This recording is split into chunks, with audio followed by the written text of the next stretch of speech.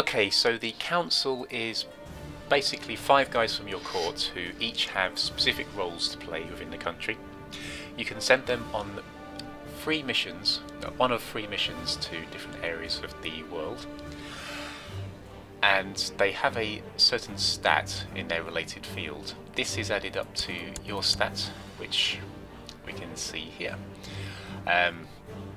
King Stenkill does have to have some strengths in stewardship and diplomacy. He's pretty poor at these by himself, but with the aid of his wife and the council, the stat is increased. So we do appear to have a pretty decent council at the moment. The higher this value, the better, obviously. And we have jobs for each of these members. It's always best to have the spy master trying to uncover plots in your capital.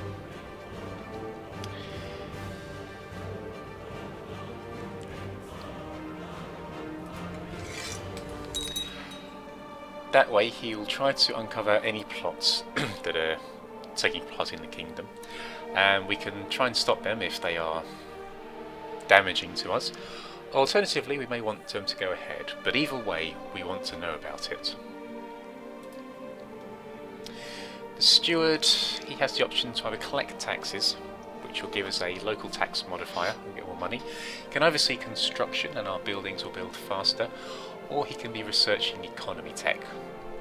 I will discuss technology briefly, but for now I'm greedy, so I want him to be taking funds from my capital.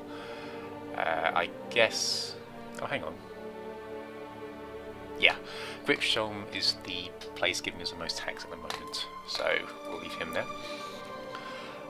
The Marshal, the military guy, he can either suppress revolts within the realm, train your troops, which will increase the amount of armies you can raise, or have him researching military tech. I should point out that each of these missions does have a possible outcome. It can be beneficial or not. For example, having him research military tech, there's a chance of him revealing military secrets, and likewise there's a chance of him having an accident, which will result in him being wounded or worse. For now, I think I'll just have him researching military tech. Putting him in danger, of course, but it's for the good of the realm. And as far as our court chaplain goes, this guy is going to be very, very busy. I mentioned the religious strife that exists in Sweden, and we're going to want to be dealing with that straight away. So we'll start in Upland here, and we'll eventually work our way north. Trying to convert heretics will gain us favour with the Pope, and keeping the Pope happy is very important. He has the ability to excommunicate you, which gives pretty much every Catholic a casus belli against us, and that will completely depose us, so we don't want that. Sweden's an interesting country because it does have a trade republic based in Gotland here. So we have a vassal here, the Grand Mayor Botstein of Gotland. Merchant republics were added in an expansion to CK2. They're basically playable factions within their own right. They focus on trade and making money, which means keeping him in our good books is great because he should be giving us a lot of money. We can just check him out here. Yeah, he doesn't like us very much, but already he's probably paying the most in tax. Yeah. Keeping him in our favour will be very good for our kingdom. However, the merchants do have a tendency to get quite uppity. They can declare war on us to gain land, and they can raise huge armies just on account of them being so wealthy. So it's a benefit and a curse in the same vein. As such, I'm going to use my Chancellor to just try to improve relations with him. Okay, so I believe that's everyone from the court dealt with. Technology, it's not as big a deal in Crusader Kings 2 as other games in the series. which probably reflects the time frame that we're dealing with here. Technology increases very slowly. You can specify what you'd like to specialise in here. I usually focus on legalism. It increases our domain size and just helps with getting new rulers accepted by the realm.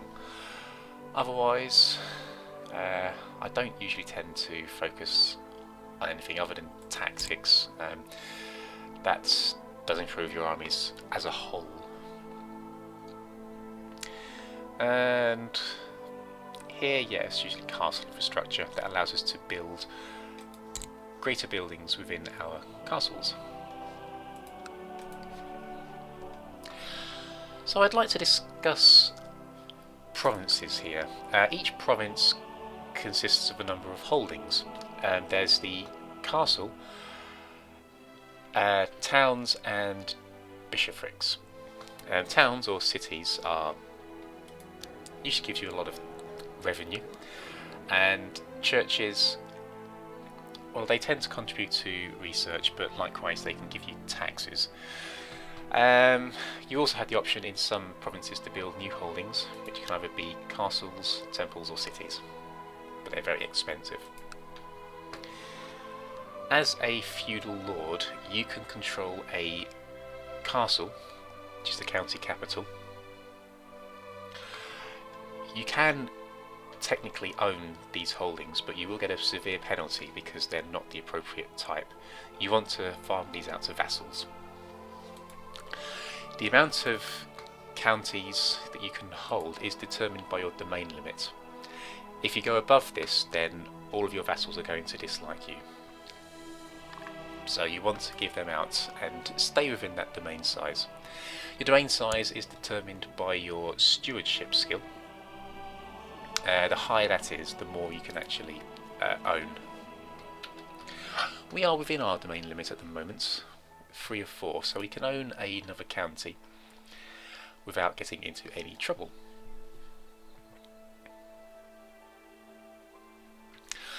I'll discuss intrigue soon.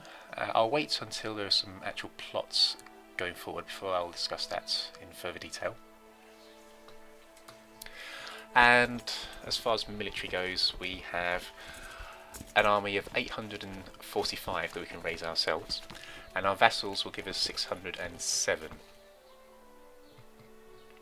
And we can see here where they are coming from. Jarl Eric here, so our brother, he is not giving us any troops because he hates us due to the religious difference. And there's not really much I can do about that. I'm going to have to wait for him to rebel.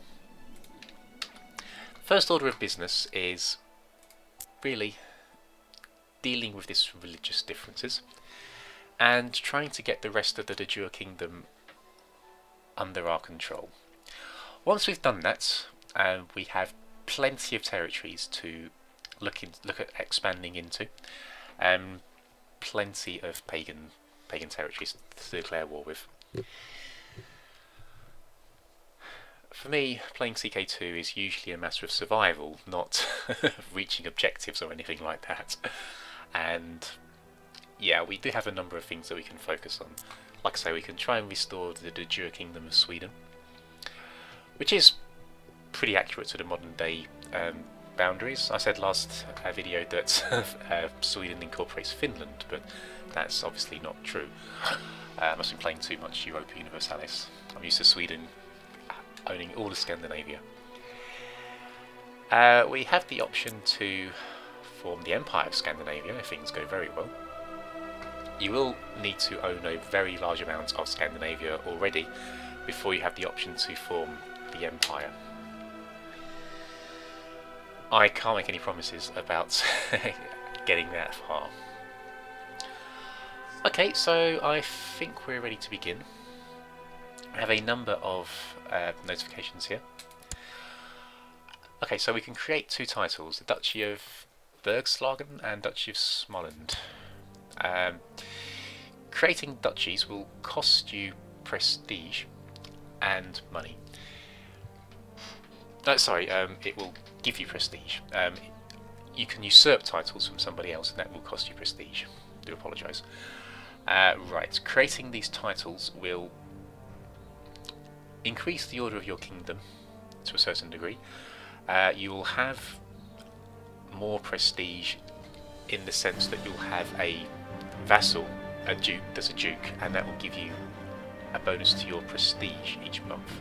You have a vassal duchy. You yourself could only hold 2 duchies without incurring any kind of penalties or from jealous vassals.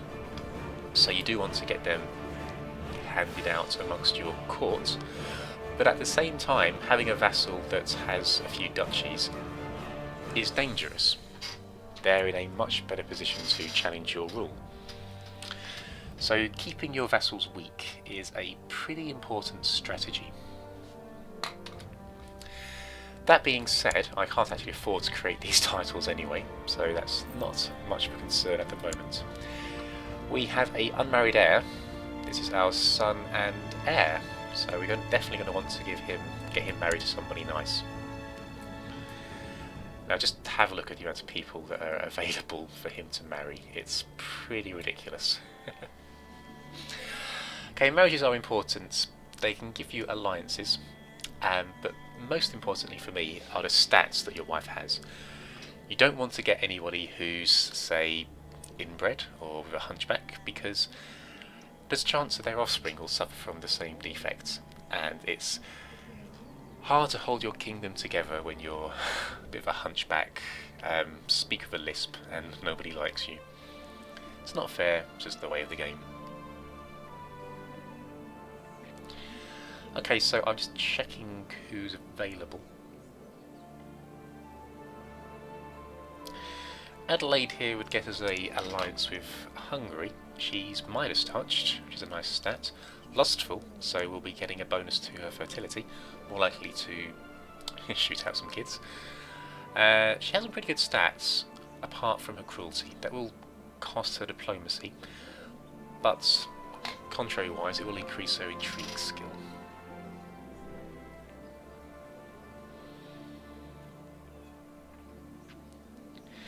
If you can find somebody who's a genius, then that's a very, very wonderful trait to have. It's a solid boost to her stats. You know, I think I will actually just go for Hungary. Is it Maria here?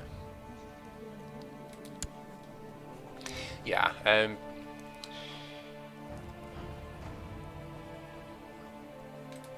that sounds good. We'll get an alliance with Hungary. That's not very strategically beneficial, but it's there nonetheless. I'm mainly marrying for stats.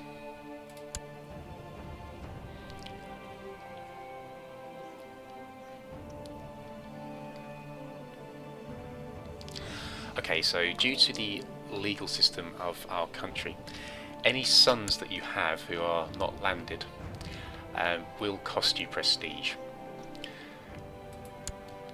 Granting your sons land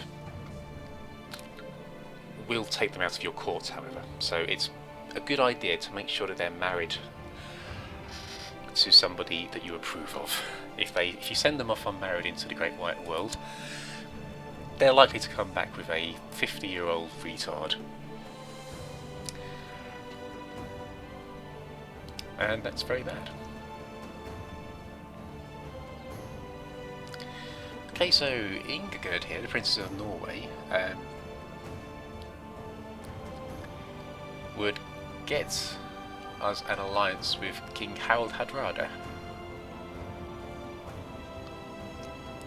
And you know, I think that's very, very worthwhile having an alliance with Norway, who are pretty huge at this stage of the game, and currently at war with England.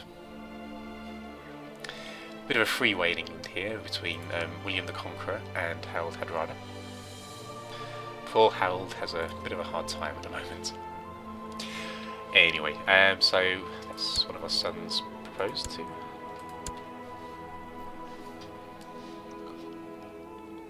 Who else do we have?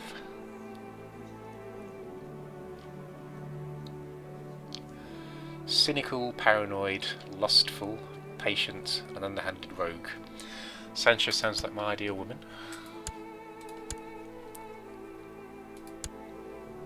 And finally we have Prince Eric. Oh, sorry.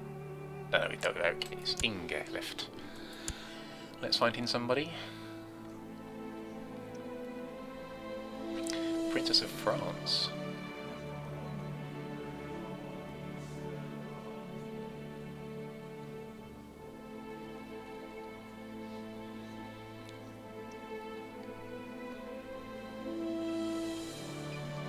Constance here, she's only a courtier, but she has some pretty good stats. And really, we're trying to improve the bloodline as much as we can here. I'm not going to give my son any lands at the moment. I'm going to wait till we've taken some from the heretics in our kingdom. I need an ambition, so let's choose one. Oh no, where is that? Ah, right, okay. So we can try and increase our piety, our prestige, have a daughter, or improve our stewardship. These are some new options that I've not seen before. I'm not sure when they came into the game. But yeah, if you have some pretty low stats in any one field, you can try and improve them. I think I'm going to try and improve my stewardship. That means more taxes and the possibility of increasing our domain limit. Haven't actually looked at my stats yet. I'm a tough soldier, lustful, well, hey, very angry. I'm charitable, but I'm also shy. And I have pneumonia, which is a life-threatening condition. Okay, so our son and heir, Prince Eric, may be being played with sooner than I'd like. Okay, so I'm just going to get the game started for now, see what happens. Okay, yes, Dal have accepted fealty, and they are now part of our kingdom. Usually you do have to go to war to press ducal claims, so it's very nice when they just accept off the bat. Okay, so our son's got him married. We can either get some gold or prestige. 13 gold's not very much, so I'm going to take the prestige. Oh, Prince Inge will not be marrying Constance. He has such a manly beard, I can't see why.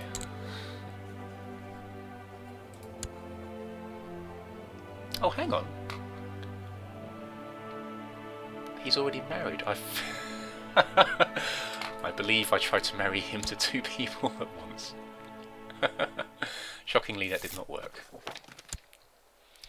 Okay, my chancellor was attacked by peasants.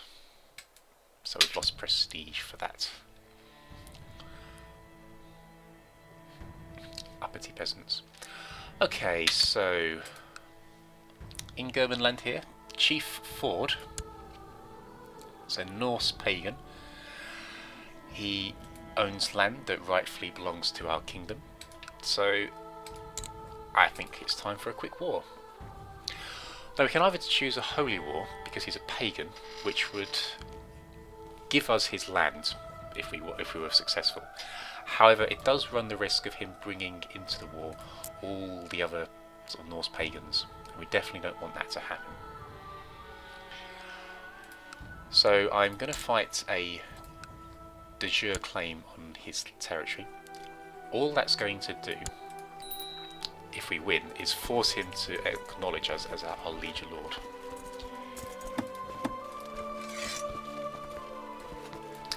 He will still own that land, and given the religious differences and the fact that he'll probably hate us, given how we declared war, he will be an unruly vassal. Anyway, bookkeeping is an unappreciated art, and you have taken it upon yourself to master it. You have gained a clearer picture of the realm's finances, and your stewardship has improved as a result. Excellent. So that's +1 to our stewardship stat.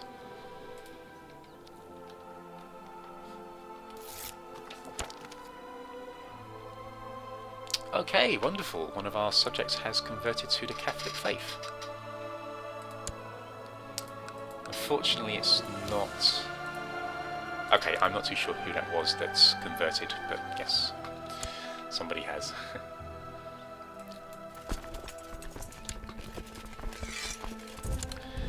Excellent. Okay, let's get these armies sent in. Okay, the mayor of Enkoping has converted to the Catholic faith.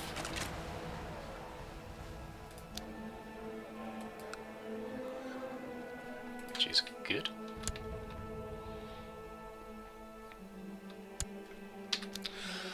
So one more thing to point out, the longer we have our vassal armies raised, the more they will dislike us.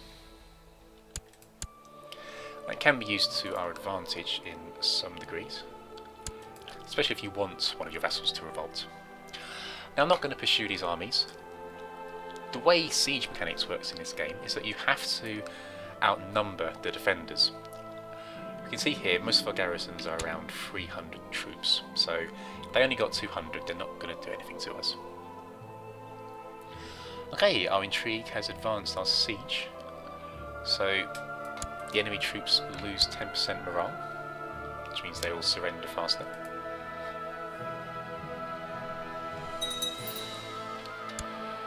Prince Eric has founded the Prince Eric for Sweden faction. Okay, so Eric, our brother-in-law, the heretic, wants the throne. We're going to have to monitor his faction, because that could be a big problem.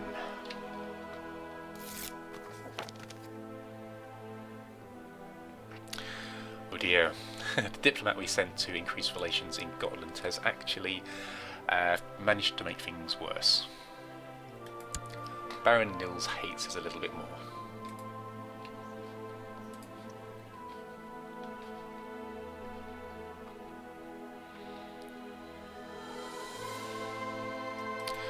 Ooh, Prince Eric for Sweden does have quite a lot of power. He can raise 911 men, which is practically the same as my army.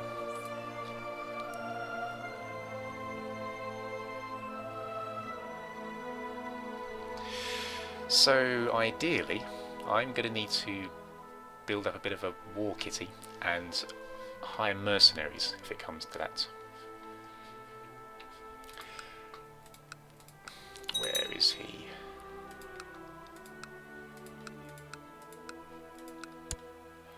Yeah, Prince Eric, and basically everything he owns, the Duchy of Uppland and any vassals he has, if he declares war on us, all of them will get involved and declare war, and we'll have to fight them.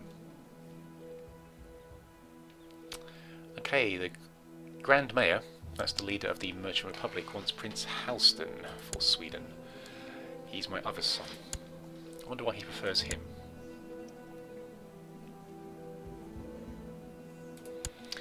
Very high diplomacy score, whereas Eric has a very high martial score. Okay. We do have the option to elect a heir, but I do fancy Inge myself.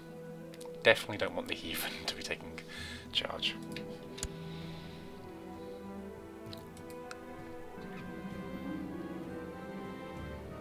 Oh good, we no longer have pneumonia. I'm alive and well.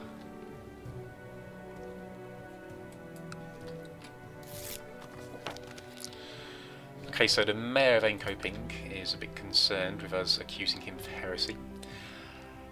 He did convert recently, did he not?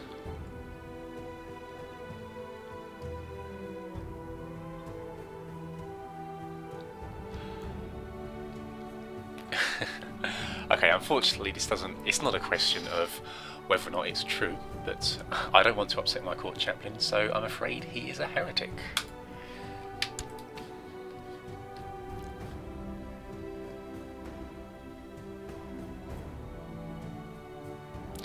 I do have a number of allies I can call in if the heretic duke does declare war on us.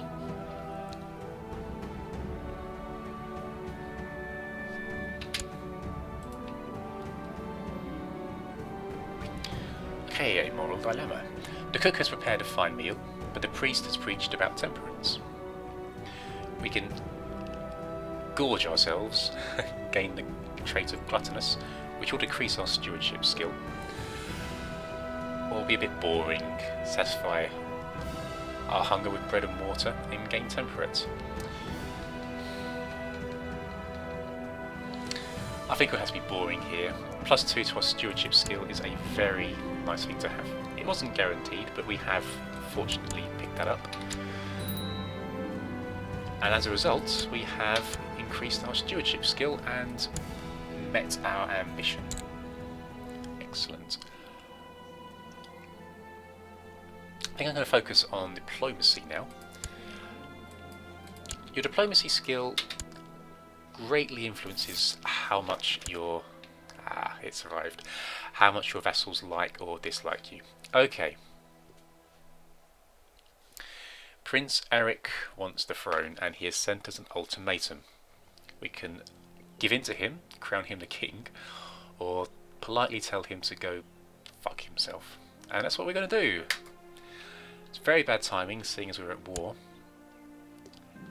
And yes, there we go. He has declared war. So, time to call in our allies.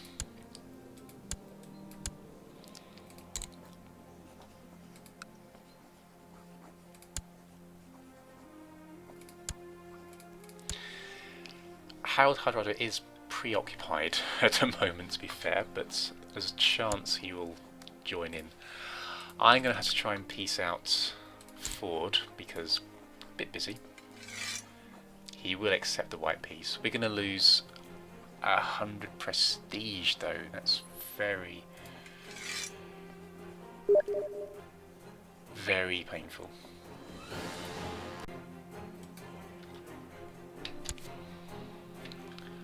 Okay, sorry about that. Okay, Harold has come to war with us. I'm going to wait until we win the siege of Biatra. Okay, they've accepted the institution of the limited crown authority law. We've nearly won this siege. Oh dear.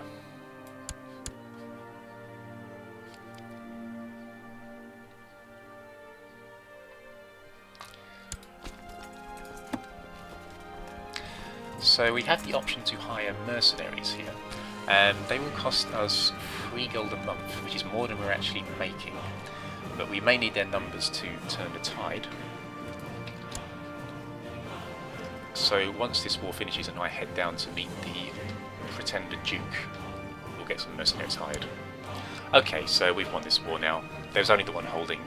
Normally you have a county capital, a church and a city at least, which can take a lot longer to siege because you have to deal with them each of them one at a time. So I'll enforce my demands. He will join the Kingdom of Sweden. I will panic and head down to deal with this duke.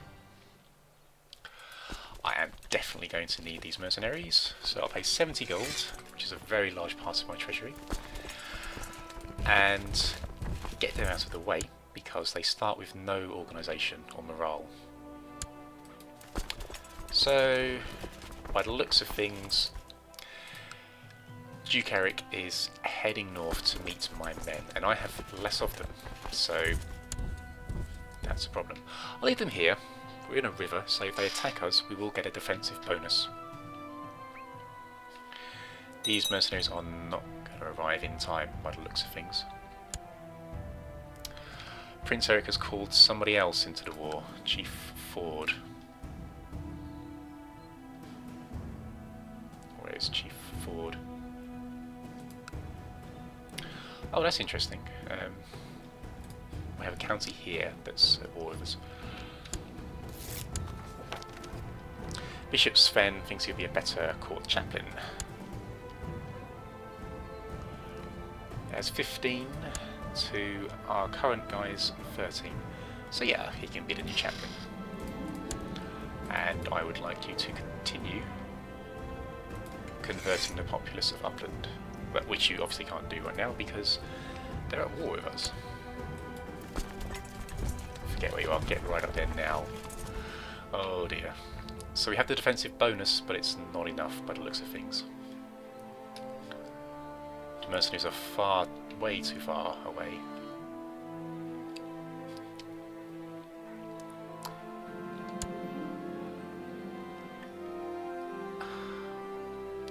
You're not ready. You will get a title, but we need to get them first. Okay, so old Eric took quite a few casualties there. We can now regroup our armies, or join our armies up together. And we should be able to take them on.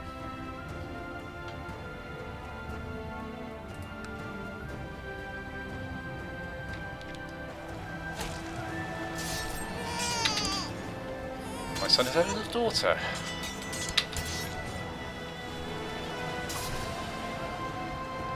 Come on, guys. Excellent. Fust was captured in battle and is now my prisoner.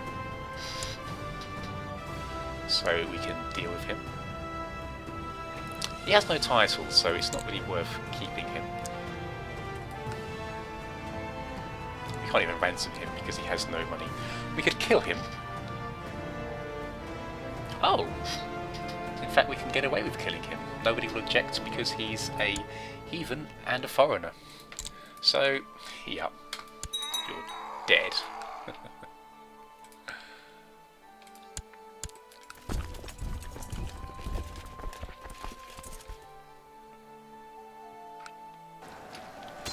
Okay, we beat the army back, so we've got the defensive bonus here. We're fighting in mountainous terrain, so there is a bonus to be gained by reaching the provinces first.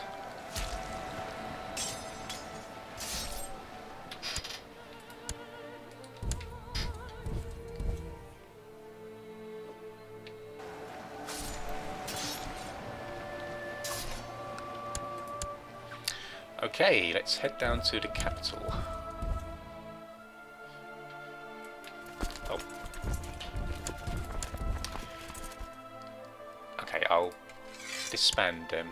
I'd need to raise a navy to get them into the field of battle. They don't really seem to be needed at the moment, and I don't want to annoy the Grand Mayor.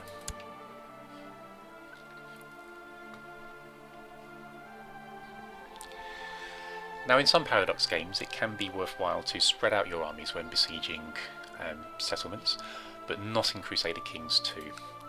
I say the difference between the attackers and defenders will determine how quickly the siege concludes. And if you send just enough troops to besiege a province, and you have a negative event happen to you, like bandits attacking the siege, for example. If you get to the point where you have fewer attackers than there are defenders, then you'll lose all the progress you've made with the siege, and that's very annoying. I need to keep an eye on my monthly balance because I am losing, and if I run out of money to pay my mercenaries, I could have another enemy army to worry about. Okay, and Inga has had a daughter named Maya? I don't know. One of these days I will do a Let's Play with names and countries that I can pronounce. But not this day.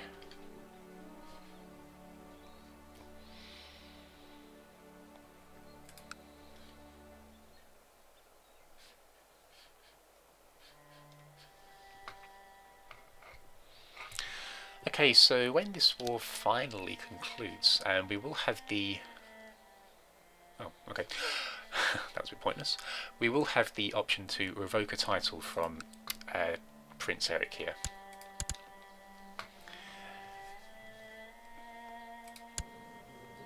I'll be taking the duchy, and because I only have one at the moment, I can hold on to that myself.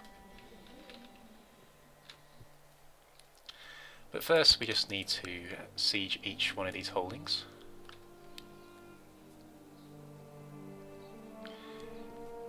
And drive up our war score to the point where he surrenders.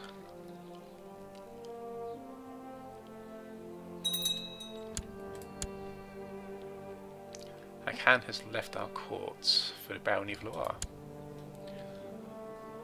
Oh, have I married him to somebody who has landed? Oh, okay, well, that was a bit silly. Okay, so it looks like Can is, in fact, leaving my court. He'll go on and live with Princess Sancha in Barony of Loire. Any children they have will be of our bloodline. And, yeah, he'll be out in Aragon. And maybe the last we see of him.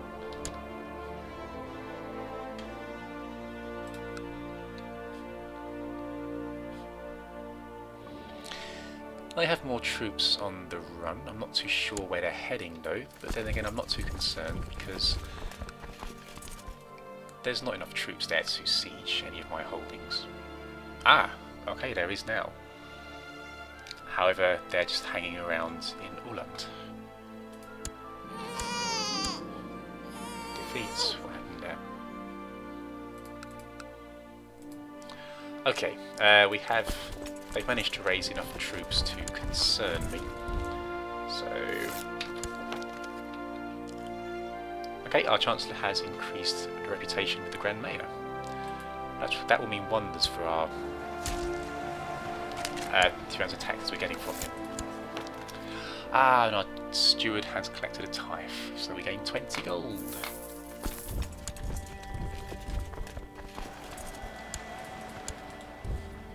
Okay, I just need to crush this army. Or at least bring them down to a manageable size. Aha! Excellent! Prince Eric the Heathen surrenders. So we'll gain 100 prestige for winning the war, he'll lose 150 prestige. Sweden is once again reunited, and we've imprisoned Chief Ford, Jarl Eric, and they are now at our mercy. Okay, I will end this video for now. Join me next time when we decide the fate of Eric and Ford. Thanks for watching, guys.